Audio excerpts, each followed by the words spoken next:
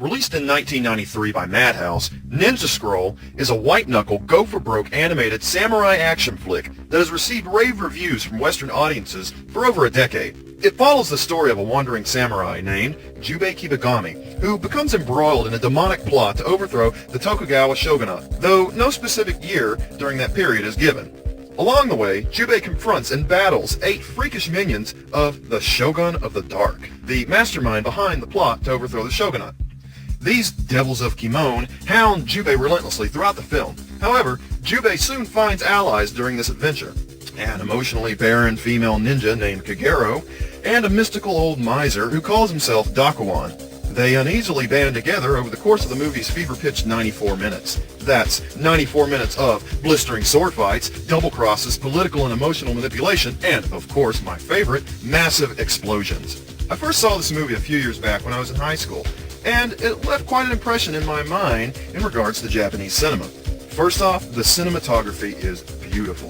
The environments perfectly fit the tone of the movie. They are expansive and color-saturated one minute, then confined and oppressive the next. The pacing was relentless. As soon as one subplot wraps up, a new challenge or problem arises. Seriously, this movie never lets up. There were a few scenes that seemed, well, a bit overt and out of step, such as 2 sex acts, a rape and sodomization, which occur very, very early in the story. However, the show quickly recovers and the plot resumes.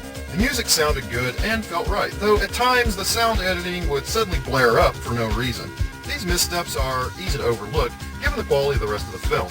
We are introduced to most of the characters and their motivations through fight scenes. In the first 2 minutes of the film, Jubei has killed just as many men.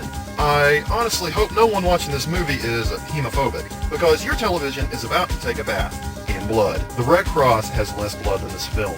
Blood gushes, blood drips, blood sprays. It rains blood, it showers blood, it brews blood. The devils literally drink blood from severed limbs. Swords lop off appendages with ease. Ninjas are diced, sliced, quartered, and chived. A fish fillet gets cut less than some of these characters. My point being this, if you're a bit squeamish at the sight of crimson, you might want to stay away from this one. My gut reaction to most of what I saw in this movie was cool. The heroes have superhuman powers which allow them to leap to enormous heights and dish out shock and awe-inspiring attacks at a moment's notice. Don't blink, don't look away, turn off your phone, turn down the lights. This movie's editing is so fast and furious that you have to watch it twice to catch all the spectacular moves. They fight on bridges, they fight in forests, they fight in town, they even fight in church, these sacrilegious mofos. The movie's climactic final battle between Jubei and his rival Gemma, one of the devils of Kimon, takes place aboard a wooden troop transport ship engulfed in flames as it sails out to sea. I can tell the writers took special care to set up all these highly original and ingenious fight scenes. However, there's a serious lack of hand-to-hand combat. Most of the characters involved rely solely on their weapons or special powers or superhuman abilities.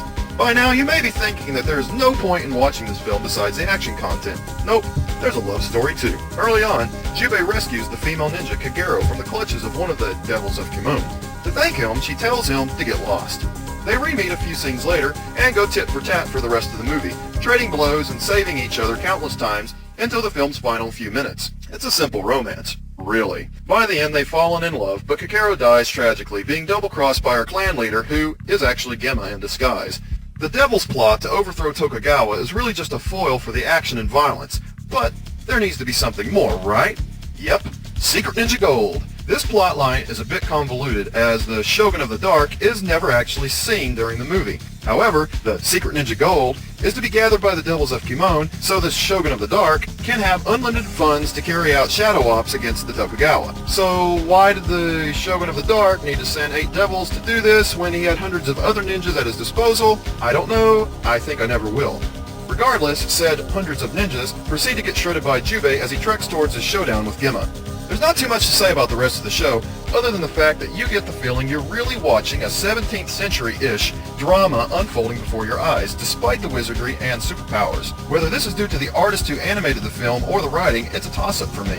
Overall, it's slick, fun, sexy, and entertaining. You can't go wrong with this if you love old-school hand-drawn anime, or if you're just another action movie junkie like myself. It's really amazing to see this film stand the test of time.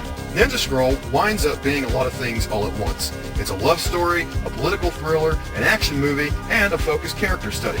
Those who can look past the so-called ugliness of its over-the-top brutal violence will find the kind of tale that few can ever pull off with total efficiency.